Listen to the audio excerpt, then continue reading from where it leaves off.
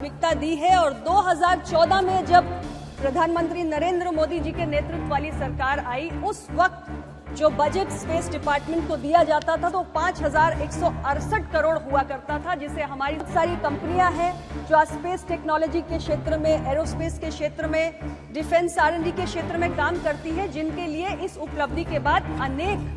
अवसर काम करने के पैदा हुए हैं। गगनयान की भी बात हो रही है और मैं इस अवसर पर, चूंकि मैं बहुत देर से अपने साथी सांसदों के विचारों को भी सुन रही हूं, तो मैं जरूर कहना चाहूंगी कि जब बात भारत की उपलब्धि, हम अपनी एक इंडियन स्पेस पॉलिसी लाए और उसकी भी हमने घोषणा की, तो ये सारे कदम हमने इस नजरिए से उठाए कि हमारा ये जो अंतरिक्ष विभाग का कार्यक्रम है, हमारा जो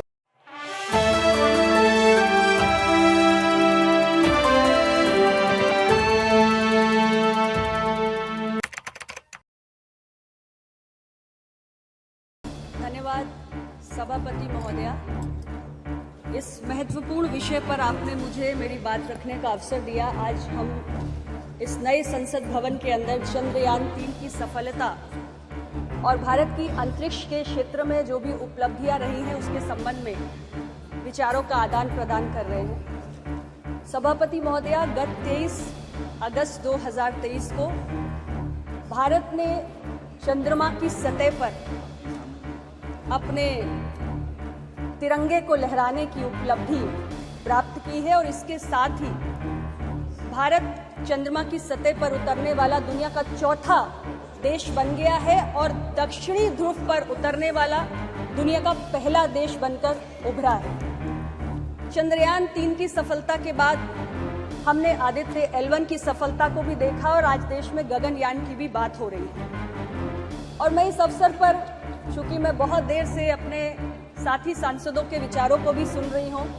तो मैं जरूर कहना चाहूंगी कि जब बात भारत की उपलब्धियों का जश्न मनाने की हो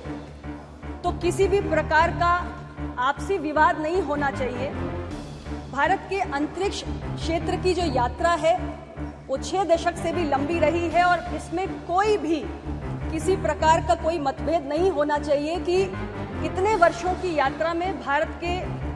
अंदर अलग अलग जो सरकारें रही, जो हमारे तमाम प्रधानमंत्री रहे जिन्होंने देश का नेतृत्व किया, और जो हमारे महान वैज्ञानिकों की तमाम पीढ़ियां रहीं,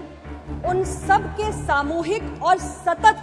प्रयासों का ये परिणाम है कि आज हमने इतनी बड़ी उपलब्धि प्राप्त की है। इसलिए आज के इस अवसर पर उन सभी लोगों का अभिनंदन इस पूरे सदन को, हम सभी को करना चाहिए। अध्यक्ष महोदया, बजट की बातें भी मैं कुछ साथी सांसदों के मुख से सुन रही थी, इसलिए मैं जरूर कहना चाहती हूं कि कुछ विषय ऐसे होते हैं कि जब हमारी इच्छा शक्ति अत्यंत प्रबल होती है तो संसाधनों का अभाव कोई भी बाधा पैदा करने लायक ही नहीं बचता है। लेकिन हमारी सरकार ने इस सेक्टर को हमेशा बहुत प्राथमिकता दी है और 2014 में जब प्रधानमंत्री नरेंद्र मोदी जी के नेतृत्व वाली सरकार आई, उस वक्त जो बजट स्पेस डिपार्टमेंट को दिया जाता था तो 5,168 करोड़ हुआ करता था, जिसे हमारी सरकार ने इतने वर्षों में बढ़ाकर 13,000 करोड़ कर दिया है। हमें यह भी समझने की आवश्यकता है कि जहां एक और देश इस उपलब्धि से गौरवान्वित हुआ है, तो इसके अलावा इस उपलब्धि से जो स्पेस सेक्टर में हमने प्राप्त किया है, देश के आर्थिक विकास का मार्ग भी प्रशस्त हुआ है। बहुत सारे ऐसे स्टार्टअप्स, लगभग 140 स्टार्टअप्स हैं आज स्पेस सेक्टर में, और मैं कहना चाहती हूं इस अवसर पे कि 2016 के पहले भारत में कुछ 100 स्टार्टअप्स हुआ करते थे, लेकिन 2016 में हमने जब स्टार्टअप के इकोसिस्टम को बढ़ाना शुरू किया तो उसका नतीजा ये हुआ कि आज भारत दुनिया में तीसरा सबसे बड़ा स्टार्टअप इकोसिस्टम बनके उभरा है। हमारे देश के युवा आज यूनिकॉर्न्स बना रहे हैं, 100 से ज्यादा हम यूनिकॉर्न्स बना चुके हैं, 1 लाख से ज्यादा DPIIT रेकग्नाइज्ड स्टार्टअप्स हैं हमारे पास, और स्पेस सेक्टर में हमारे देश के युवाओं ने 140 के करीब स्टार्टअप्स बनाकर खड़े किए हैं। और स्टार्टअप्स और बहुत सारी कंपनियां हैं जो स्पेस टेक्नोलॉजी के क्षेत्र में, एरोस्पेस के क्षेत्र में, डिफेंस R&D के क्षेत्र में काम करती है, जिनके लिए इस उपलब्धि के बाद अनेक अवसर काम करने के पैदा हुए हैं। इसके साथ ही ऐसी बहुत सारी स्पेस सेक्टर में काम करने वाली भारतीय कंपनियां जिनके अंदर अब और काम करने की दिलचस्पी बढ़ेगी, क्योंकि इस चंद्रयान 3 के सफलता के माध्यम से हमारी जो अपनी इंडिजिनस टेक्नोलॉजिकल प्रोवेस है उसको भी हमने दुनिया के सामने प्रदर्शित किया है। सभापति महोदय, सबसे बड़ी उपलब्धि अगर मैं कहूं तो आज ये है कि भारत एक लीडिंग प्लेयर के रूप में रिकॉग्नाइज हुआ है अंतरिक्ष अभियानों के मामले में, यानी स्पेस एक्सप्लोरेशन और साइंटिफिक रिसर्च में आज भारत की जो ग्लोबल रेपुटेशन है वो बड़ी है और तमाम जो अंतर्राष्ट्रीय कम्युनिटी है वो भारत को ज्यादा मान्यता, ज्यादा रिकॉग्निशन दे रही है। और कहा जाता था कि एक बड़ा एक्सक्लूसिव क्लब होता है यूएस का, रशिया का, चाइना का, जिसमें भारत को प्रवेश मिलने में कठिनाई होती थी, लेकिन आज अपने इस उपलब्धियों के साथ भारत उस एक्सक्लूसिव क्लब का हिस्सा बन चुका है। और आने वाले वक्त में हमें भरोसा है कि ग्लोबल स्पेस इकोनॉमी में भारत का योगदान जो आज 2 से 3% है, अगले 1 दशक में हम उम्मीद कर रहे हैं कि ये योगदान बढ़ के 8 से 10% तक पहुंच जाएगा। आर्थिक प्रगति के जो रास्ते आज इस उपलब्धि के माध्यम से खुले हैं, भारत आज दुनिया की 5वीं सबसे बड़ी अर्थव्यवस्था बनके उभरा है। आने वाले समय में हमने कल्पना की है कि भारत दुनिया की 3री सबसे बड़ी अर्थव्यवस्था बनने जा रहा है। तो ये उस दिशा में, उस लक्ष्य के प्रति योगदान का भी एक और माध्यम हमारे लिए बनकर तैयार हुआ है। अध्यक्ष महोदय, भारत की आज जो ग्लोबल रेपुटेशन बढ़ी है उसके आधार पे हम ये भी कल्पना कर सकते हैं और उम्मीद कर सकते हैं कि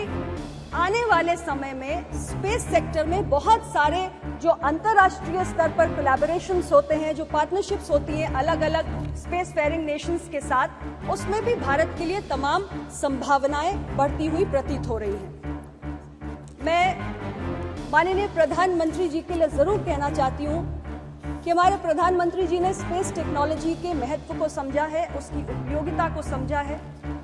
और इसलिए इसकी उपयोगिता पर बल देते हुए उन्होंने तमाम मंत्रालयों के कामकाज में इसके विस्तार करने के लिए भी अपने मंत्रिमंडल और अपनी पूरी टीम को प्रेरित किया है। एक समय में हम 20 मंत्रालयों में इसका उपयोग करते थे, लेकिन आज वो संख्या बढ़कर 60 हो चुकी है, यानी कि 60 मंत्रालय ऐसे हैं जिनके विभिन्न कामकाज में हम इस तकनीक का आज उपयोग कर रहे हैं। और बहुत सारे ऐसे हमारे प्रोग्राम्स हैं, जैसे मनरेगा है, PMGSY है, PMKSY है, अमृत है, PM फसल बीमा योजना है, UIDAI है, स्वामित्व है। ऐसी बहुत सारे हमारे जनहित के प्रोग्राम्स हैं जिसमें एक बेहतर गवर्नेंस के लिए हम स्पेस टेक्नोलॉजी का उपयोग भी कर रहे हैं। सभापति महोदय, भारत के वैज्ञानिकों के भीतर बहुत प्रतिभा है, बहुत क्षमताएं हैं और एक के बाद एक इन 6 दशकों में हमने अपने वैज्ञानिकों की उपलब्धियों को देखा है, लेकिन क्षमताओं को, प्रतिभा को, कौशल को, उसे फलने फूलने के लिए एक अनुकूल वातावरण की आवश्यकता होती है। और हमारी सरकार ने माननीय प्रधानमंत्री जी के दूरदर्शी नेतृत्व के माध्यम से एक ऐसा अनुकूल वातावरण उपलब्ध कराया है जिसमें हमारे वैज्ञानिकों की प्रतिभा फली फूली है और इतनी बड़ी बड़ी उपलब्धियां हमें समय समय पर हासिल हो रही है। हमारे सरकार के मुखिया माननीय प्रधानमंत्री जी ने स्पेस सेक्टर को प्राथमिकता देते हुए जब हमारी सरकार आई तो इसमें बहुत सारे रिफॉर्म्स लाने का काम किया और यहाँ तक कि जो हमारा भारतीय स्पेस प्रोग्राम है उसके अंतर्गत जो प्राइवेट प्लेयर्स हैं उनकी भागीदारी को भी काफी हद तक बढ़ाया। यहाँ तक कि 2022 में हम अपनी एक इंडियन स्पेस पॉलिसी लाए और उसकी भी हमने घोषणा की। तो ये सारे कदम हमने इस नजरिए से उठाए कि हमारा ये जो अंतरिक्ष विभाग का कार्यक्रम है, हमारा जो स्पेस मिशन है, वो आगे बढ़े। और आज हम ये मानते हैं कि जिस पैशन के साथ हमारे देश के वैज्ञानिक काम कर रहे हैं और जो माहौल हमारी सरकार उपलब्ध करा रही है, जो वातावरण हमने क्रिएट किया है, उसमें आने वाले समय में भी जो अभी मैंने जिक्र किया कि आदित्य L1 के बाद अब हम गगनयान की भी बात कर रहे हैं, तो ऐसी और बड़ी बड़ी उपलब्धियां हैं जिसको आने वाले समय में हम हमारे देश के साइंटिस्ट प्राप्त करके दिखाएंगे। भारत नई ऊंचाइयों पर जाएगा और 2047 में जो हमने भारत को विकसित भारत बनाने का एक सपना देखा है, उस विकसित भारत के संकल्प को पूरा करने में हमारे सभी Yes. देशवासियों का जो योगदान हो रहा है उसमें हमारी जो साइंटिफिक कम्युनिटी है और हमारा स्पेस डिपार्टमेंट है उनका भी एक बहुत बड़ा योगदान होगा और हम सबके सामूहिक प्रयास से मिलकर 2047 में भारत को हम एक विकसित देश बनाने का काम करेंगे। पुनः मैं आपके माध्यम से हमारे देश के सभी वैज्ञानिकों को बहुत बहुत बधाई देना चाहती हूँ, उनका अभिनंदन करना चाहती हूँ और भविष्य में भी भारत को वो इसी प्रकार अपने प्रयासों से गौरवान्वित करते रहे, इसके लिए उन्हें बहुत सारी शुभकामनाएं भी देना चाहती हूँ। आपका बहुत बहुत धन्यवाद।